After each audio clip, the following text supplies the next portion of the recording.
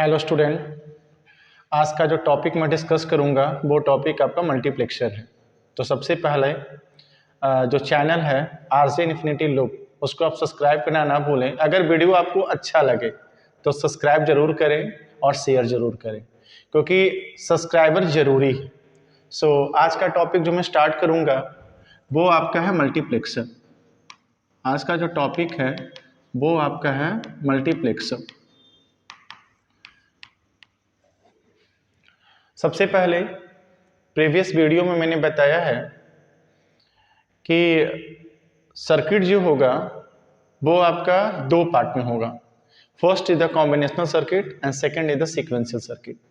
तो सबसे पहले अगर मैं बात करूंगा मल्टीप्लेक्सर का, तो सबसे पहला पॉइंट हम मेंशन करेंगे कि जो मल्टीप्लेक्सर है वो आपका कॉम्बिनेशनल सर्किट है। कॉम्बिनेशनल सर्किट सबसे फर्स्ट पॉइंट कि जो मल्टीप्लेक्सर है वो मेरा कॉम्बिनेशनल सर्किट है। कॉम्बिनेशनल सर्किट कहने का मतलब है कि जो आउटपुट है, output is fully dependent on the input. जब भी हम लोग कॉम्बिनेशनल सर्किट की बात करेंगे तो जो आउटपुट होगा वो किस पे डिपेंड करेगा? इनपुट पे डिपेंड करेगा। First point. सेकेंड पॉइंट, जब हम लोग मल्टीप्लेक्सर की बात करेंगे या कोई भी कॉम्बिनेशनल सर्किट की बात करेंगे तो हम लोग फोकस करेंगे दो पॉइंट पे। First point is the input and second point is the output. तो जब हम लोग मल्टीप्लेक्सर की बात करते हैं, यहाँ पे मैं एक सिंपल सा मल्टीप्लेक्सर बना रहा हूँ। मल्टीप्लेक्सर्स को हम लोग मक्स भी बोलते हैं। तो यहाँ पे सबसे फर्स्ट पॉइंट इनपुट होगा। तो जो आपका इनपुट होगा वो नंबर ऑफ n हो जाएगा। जो आपका इनपुट होगा इसको मैं इनपुट के फॉर्म में ले रहा हूं, तो ये जो नंबर ऑफ इनपुट होगा वो आपका n हो जाएगा। यहाँ पे मल्टीप्लेक्सर्स में जो आपका आउटपुट होगा वो आपका सिंगल होगा। मींस फर्स्ट पॉइंट मैंने बताया कि जो मल्टीप्लेक्सर है वो आपका कॉम्बिनेशनल सर्किट है। सेकेंड पॉइंट कि जब भी कॉम्बिनेशनल सर्किट होगा तो हम लोग दो पॉइंट पे फोकस करेंगे। First is the input and second is the output. तो मल्टीप्लेक्सर्स में जो नंबर ऑफ इनपुट होगा वो आपका n है, और वो n कुछ भी हो सकता है। वो n आपका 2 भी हो सकता है, 4 भी हो सकता है, 8 भी हो सकता है, 16 भी हो सकता है। यहाँ पे जो आउटपुट होगा वो आपका सिंगल होगा। हमेशा मल्टीप्लेक्सर्स में हमेशा आउटपुट क्या होगा? सिंगल होगा। अब यहाँ पे क्वेश्चंस ये है कि आप लोग क्वेश्चंस ये करोगे कि सर एट ए टाइम हम लोग जब मल्टीपल इनपुट देंगे तो मेरा जो प्रोसेसिंग होगा वो सिर्फ एक ही इनपुट का एक बार में होगा, और होता भी वही है। मेरे पास यहाँ पे नंबर ऑफ इनपुट n है, बट जब हम लोग यहाँ प्रोसेसिंग होगा तो एट ए टाइम आपका एक इनपुट का प्रोसेसिंग होगा, और आउटपुट में वही इनपुट में जो प्रोसेसिंग होगा वही एज ए आउटपुट आपको मिलेगा। मीन्स अगर हम लोग ये इनपुट लेकर चलते हैं तो एक बार में ये इनपुट यहाँ से जाएगा और वो आउटपुट के फॉर्म में दिखाएगा। तो यहाँ पे क्वेश्चन ये बनता है कि सर हम लोग ये इनपुट सेलेक्ट कैसे करेंगे? तो इस इनपुट को सेलेक्ट करने के लिए हम लोग मल्टीप्लेक्सर में पढ़ते हैं सिलेक्शन लाइन। हम लोग क्या पढ़ते हैं? Selection line. यहाँ पे क्या पढ़ेंगे? Selection line. अब यहाँ पे क्वेश्चन ये बनेगा कि सर सिलेक्शन लाइन होगा कितना? सिलेक्शन लाइन को हम लोग सेलेक्ट कैसे करेंगे? वो कितना होगा? तो हम लोग यहाँ पे एक फॉर्मूला देखेंगे, n इक्वल टू 2 के power m। n equal to 2 के power m where m equal to selection line. m equal to selection line. यहाँ पे एक फॉर्मूला है कि n is the input. n आपका क्या इनपुट है? इक्वल टू 2 के पावर m, जहां m जो है वो आपका क्या है? सिलेक्शन लाइन है। अगर मान के चलते हैं कि अगर आपका इनपुट 2 है, आपका इनपुट कितना है? 2 है, तो 2 इक्वल टू 2 के पावर m। हम लोग यहाँ 2 के पावर अगर 1 लिखते हैं तो कोई फर्क नहीं पड़ेगा, 2 के पावर 1 इक्वल टू 2 या नॉर्मल 2 लिखे बोथ से। अगर हम लोग यहाँ m का वैल्यू निकालेंगे तो m का वैल्यू कितना आ जाएगा? 1। मीन्स अगर आपका अगर आपका जो इनपुट है वो 2 हुआ तो सिलेक्शन लाइन कितना बनेगा, 1 बनेगा। अगर आपका नंबर ऑफ इनपुट, मैंने फॉर्मूला बताया n इक्वल टू 2 के पावर m, अगर नंबर ऑफ इनपुट आपका 4 हुआ तो 4 इक्वल टू 2 के पावर m, तो यहाँ पे 2 के फॉर्म में लिखना है तो 2 के पावर 2 इक्वल टू 2 के पावर m, यहाँ से आ गया m इक्वल टू 2। मीन्स अगर आपका नंबर ऑफ इनपुट आपका 4 हुआ, means number of input equal to 4, then selection line equal to 2। Similarly अगर आपका नंबर ऑफ इनपुट आपका 8 हो जाता है तो 8 इक्वल टू 2 के पावर m, मतलब यहाँ से 2 के पावर 3 इक्वल टू 2 के power m, means m equal to 3। ये आपका यहाँ से हम लोग क्या करेंगे, सिलेक्शन लाइन को कैलकुलेट करेंगे, सिलेक्शन लाइन को निकाल लेंगे। मीन्स यहाँ पे ऐसे भी कह सकते हैं कि अगर मेरे पास 2 इनपुट हुआ सिलेक्शन लाइन 1, 4 इनपुट हुआ सिलेक्शन लाइन 2, अगर मेरे पास 8 इनपुट हुआ सिलेक्शन लाइन 3, मीन्स जो इनपुट होगा वो 2 के पावर में होगा।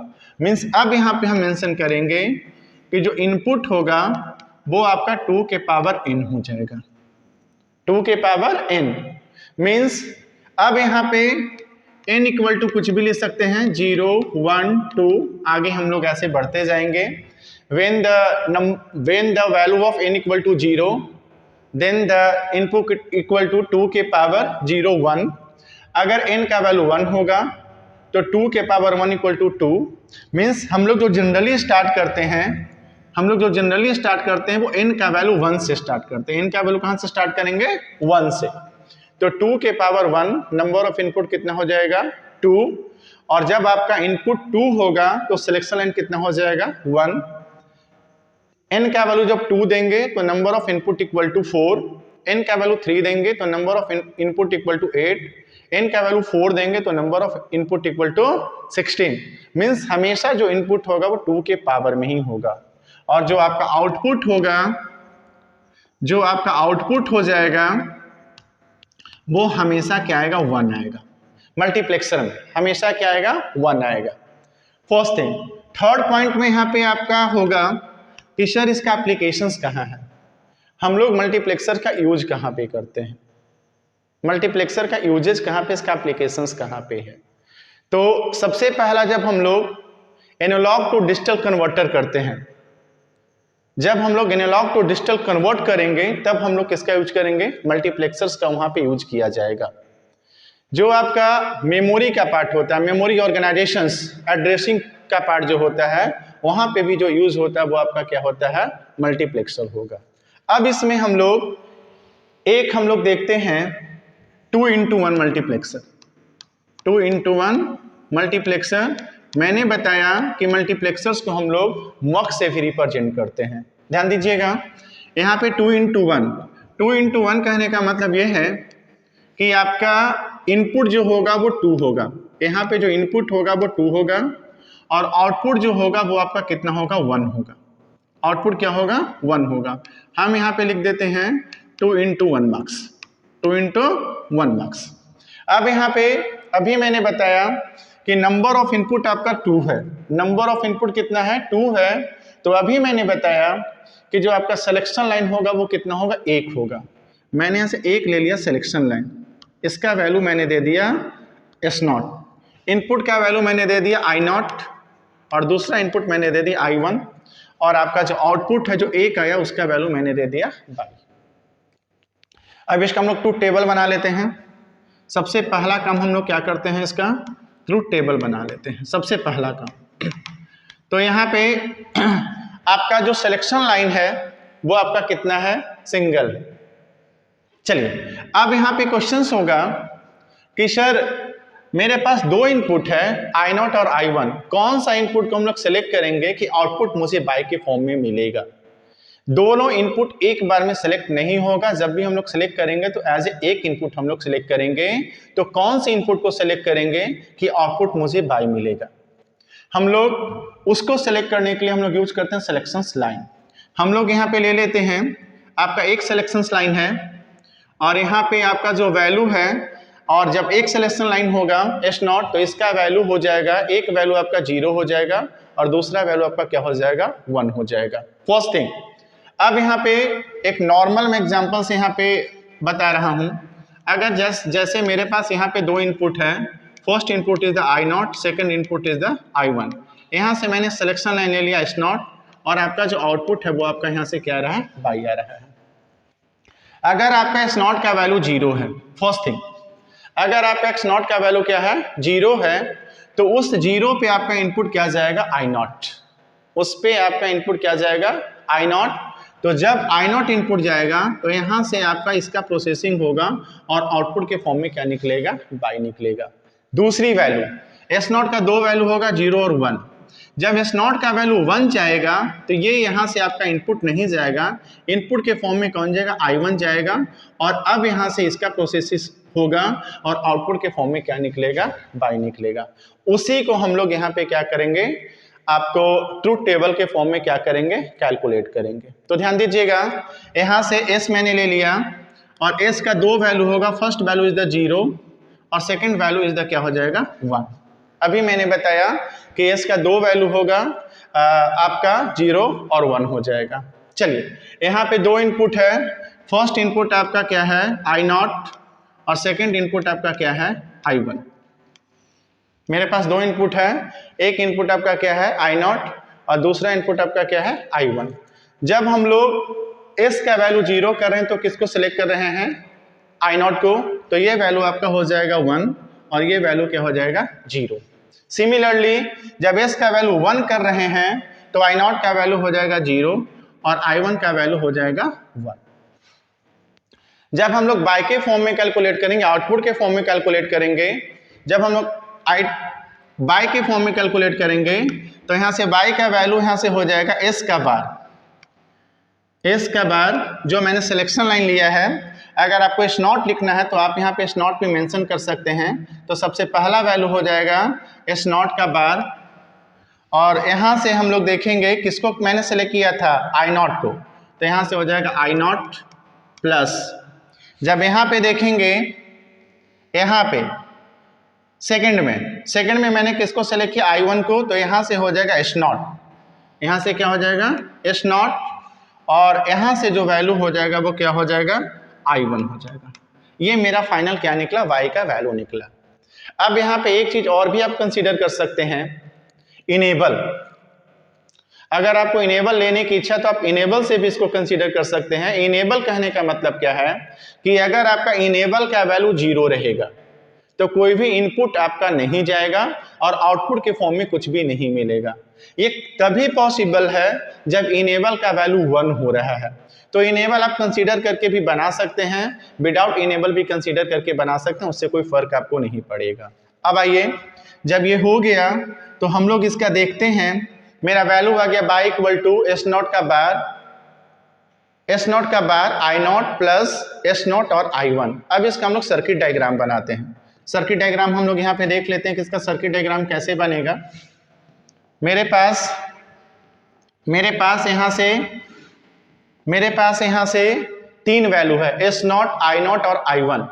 हम लोग यहाँ पे बना देते हैं सर्किट डायग्राम। इसका देख लेते हैं सर्किट डायग्राम।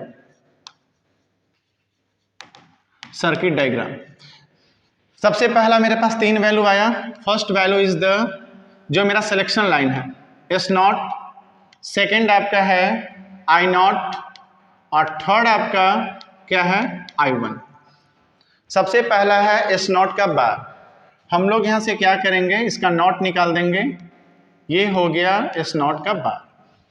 S0 का बार और I0 दोनों को एंड गेट से यहाँ पे बनाना है।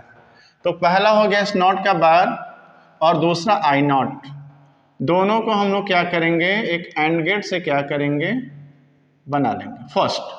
सेकेंड है S0 और I1, दोनों यहाँ पे इनटू के फॉर्म में फिर एंड गेट बनाएंगे। पहला हो गया S0 और दूसरा हो गया I1।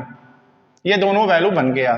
फर्स्ट वैल्यू बना S0 का बार I0 एंड सेकेंड वैल्यू बना S0 और I1।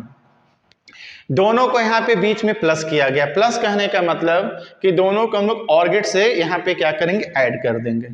तो हम लोग यहाँ क्या करेंगे, एक ऑर गेट ले लेंगे। ये मेरा ऑर गेट हो गया और दोनों को यहाँ पे क्या करेंगे, ऑर गेट से ऐड करेंगे और this value is called the by, means जो y का वैल्यू हो गया एस नॉट का bar I naught plus S naught का bar I naught plus S naught I one. ये जो आपका हो गया ये आपका कहलाया 2 into 1 मार्क्स। इसी तरीके से हम लोग क्या करेंगे कि कोई भी मल्टीप्लेक्सर्स को जब भी हम लोग कैलकुलेट करेंगे, जब भी कोई सर्किट बनाएंगे, अभी तो नॉर्मल मैंने सिंपल सा बताया है, हम लोग जितना भी के मैप में एक्सप्रेशंस को मैंने पढ़ा, जितना भी के मैप के थ्रू एक्सप्रेशंस होता है, सारे एक्सप्रेशंस को हम लोग मल्टीप्लेक्सर्स के थ्रू इम्प्लीमेंट कर सकते हैं। काफ़ी एप्लीकेशंस मल्टीप्लेक्सर्स का हम लोग को रियल लाइफ में है। तो यहाँ पे जो मेमोरी का मैनेजमेंट में जो हम लोग को पढ़ना है कि जो आपका प्रोसेसिंग का पार्ट है उसमें काफ़ी हम लोग मल्टीप्लेक्सर का यूज़ हम लोग करते हैं। तो यहाँ मैंने सिंपल बताया कि जब मेरे पास 2 इनपुट होगा तो सिलेक्शन लाइन 1 होगा और आउटपुट जो आएगा वो आपके सामने ही आ रहा है, तो हम लोग यहाँ पे आउटपुट के फॉर्म में निकाला, उसके बाद सर्किट डायग्राम को मैंने बताया। सो एक बार फिर मैं कहना चाहूँगा कि आप अगर वीडियो आपको सही लगे तो आप उसको सब्सक्राइब करें, आरजे इन्फिनिटी लुक को सब्सक्राइब करें और उसको शेयर करें। नेक्स्ट वीडियो में हम 4 into 1 मल्टीप्लेक्सर को लेकर आएंगे। Thank you.